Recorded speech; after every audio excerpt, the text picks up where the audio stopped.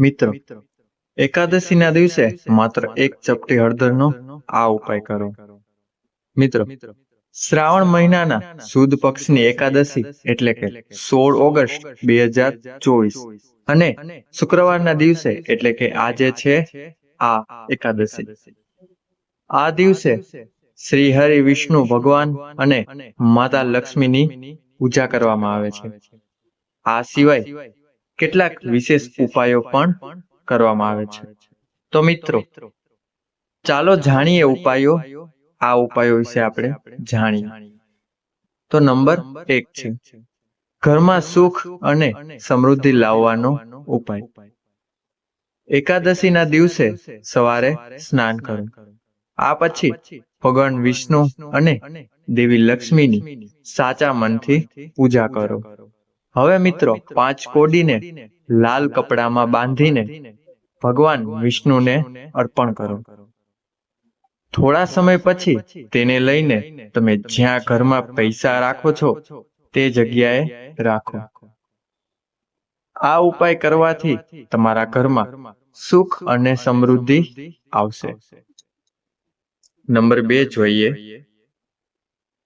પીપળાના ઝાડ નીચે ઘીનો દીવો પ્રગટાવીને એકાદશીના દિવસે પરિક્રમા કરવાથી ભગવાન વિષ્ણુની સાથે માતા લક્ષ્મીની કૃપા પણ પ્રાપ્ત થાય છે.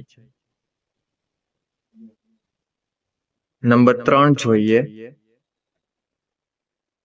એકાદશીના દિવસે પતિ પત્નીએ તુલસીના છોડની પૂજા કરવી જોઈએ. આ દરમિયાન વિવાહિત જીવનમાં સુખ અને શાંતિ માટે પ્રાર્થના કરો. એવું માનવામાં આવે છે કે તેનાથી વિવાહિત જીવનમાં ખુશીઓ આવે છે. આ સિવાય તમારે તુલસી માતાને 16 શણગારની વસ્તુઓ પણ અર્પણ અવશ્ય કરવી જોઈએ. આગળ જોઈએ. નંબર 4.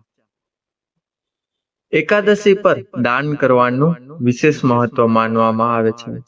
તેથી તમારા જીવનની તમામ મુશ્કેલીઓ દૂર કરવા માટે આ એકાદશીના દિવસે કોઈ ગરીબ અથવા જરૂરિયાતમંદ વ્યક્તિને અવશ્ય ભોજન કરાવો. એકાદશીના દિવસે આ વસ્તુઓનું દાન જરૂર કરો. એ જાણીએ તે પહેલા મિત્રો, વિડીયોને લાઈક કરજો તેમજ ચેનલને પણ જરૂરથી સબસ્ક્રાઇબ કરજો. અને મિત્રો, કોમેન્ટ બોક્સમાં જય શ્રી કૃષ્ણ અને જય માં લક્ષ્મી જરૂરથી લખજો. અને મિત્રો, આ વિડીયોને છેલ્લે સુધી નિહાળતા રહેજો. તમારે પૂર્ણ માહિતી મેળવવા માટે આ વિડીયોને અંત સુધી જોતા રહેજો. આગળ વધીએ. નંબર 1, હળદરનું દાન. જ્યોતિષ શાસ્ત્રમાં હળદરને શુભ અને પવિત્ર માનવામાં આવે છે. આ સિવાય હળદરને સમૃદ્ધિનું પ્રતીક પણ માનવામાં આવે છે. એકાદશીના દિવસે હળદરનું દાન કરવાથી વ્યક્તિને તેના ગ્રહ દોષોમાંથી મુક્તિ મળે છે. આગળ જોઈએ. નંબર 2, કપડાનું દાન. એકાદશીના દિવસે કપડાનું દાન પણ કરવામાં આવે છે. આ દિવસે કપડાનું દાન કરવાથી વ્યક્તિને શુભ ફળ મળે છે અને તેના જીવનમાંથી દરિદ્રતા દૂર થઈ જાય છે, જેના કારણે તેના જીવનમાં સુખ શાંતિનું વાતાવરણ જળવાઈ રહે છે. આગળ જોઈએ. નંબર 3, તુલસીના છોડનું દાન. હિન્દુ ધર્મમાં તુલસીના છોડને ખૂબ જ પવિત્ર માનવામાં આવે છે. આ એકાદશીના દિવસે તુલસીના છોડનું દાન કરવું ખૂબ જ શુભ માનવામાં આવે છે. એકાદશી પર જે કોઈ તુલસીના છોડનું દાન કરે છે તેને તેના જીવનમાં આર્થિક લાભ અવશ્ય થાય છે. તેમજ તે વ્યક્તિને જીવનમાં ક્યારેય આર્થિક સંકટનો સામનો કરવો પડતો નથી. તેનું જીવન આર્થિક રીતે ખૂબ જ આગળ વધી જાય છે.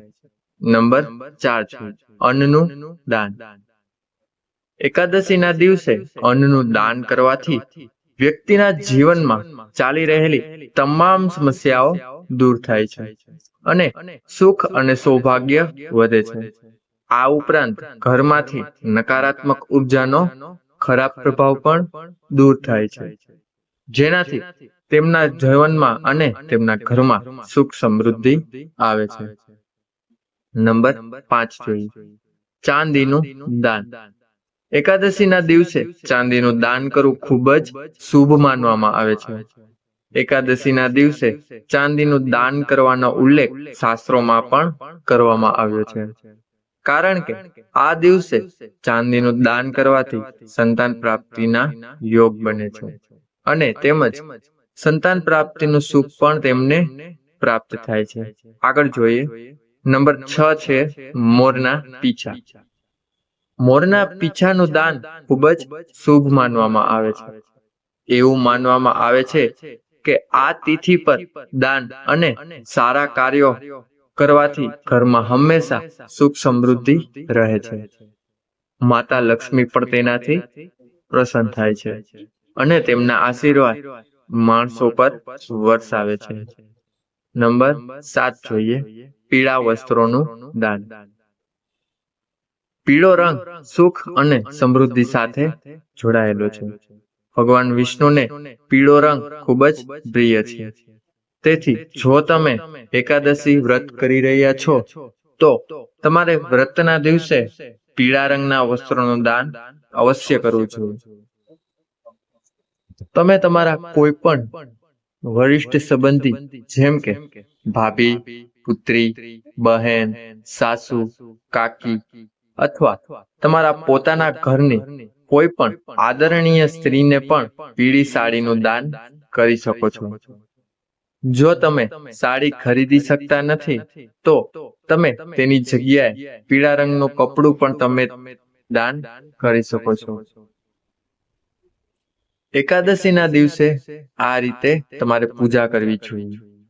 તો નંબર 1 છે કે દક્ષિણાવર્તી શંખ વડે ભગવાન વિષ્ણુ અને માતા લક્ષ્મીનો અભિષેક કરવો જોઈએ. આ અભિષેક કરવા માટે દૂધમાં કેસર ભેળવો અને આ દૂધને શંખમાં ભરીને ભગવાનને સ્નાન કરાવો. ઓમ નમો ભગવતે વાસુદેવાય આ મંત્રનો જાપ કરો. ભગવાન વિષ્ણુને પીળા તેજસ્વી વસ્ત્રો પણ અર્પણ કરો. દેવી લક્ષ્મીને લાલ ચુંદડી અર્પણ કરો અને કુમકુમ તિલક અવશ્ય લગાવો. લાલ બંગડીઓ, સિંદૂર, લાલ ફૂલ, આ બધી વસ્તુઓ પણ માતા લક્ષ્મીને અવશ્ય ચડાવો. નંબર 2 છે દેવી દેવતાઓને ફૂલોથી શણગાર કરો. તુલસીના પાન સાથે દૂધમાંથી બનેલી મીઠાઈઓનો નૈવેદ્ય ધરાવો. દીવા પ્રગટાવીને આરતી કરો. એકાદશી પર ભગવાન કૃષ્ણની સાથે માતા ગાયની પૂજા પણ અવશ્ય કરો. માતા ગાય આશ્રમમાં ગાયોની દેખરેખ માટે પૈસા દાન કરો. તો મિત્રો, આ વિડીયો તમને પસંદ આવ્યો હોય તો ચેનલને સબસ્ક્રાઇબ કરજો તથા વિડીયોને લાઈક કરજો અને તમારા મિત્રોમાં આ વિડીયોને શેર પણ અવશ્ય કરજો. તો હવે મળીશું નવા વિડીયો સાથે. ત્યાં સુધી બધાને જય શ્રી કૃષ્ણ, જય શ્રી રામ, રાધે રાધે, હર હર મહાદેવ. બધાનો આભાર, ખૂબ ખૂબ ધન્યવાદ.